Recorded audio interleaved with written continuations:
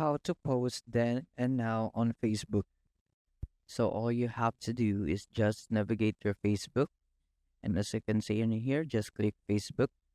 And once you are in here, just click these three lines. And after that, you should navigate in here and find memories. Just click that.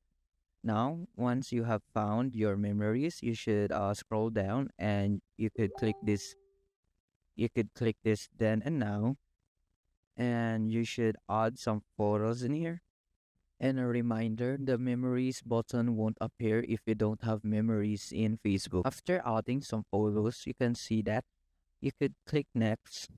And after clicking next, you could also post directly, and you could also say something about these photos. And you could also add AI label, and you could also select privacy. And once that's done, you could post it, and that's it.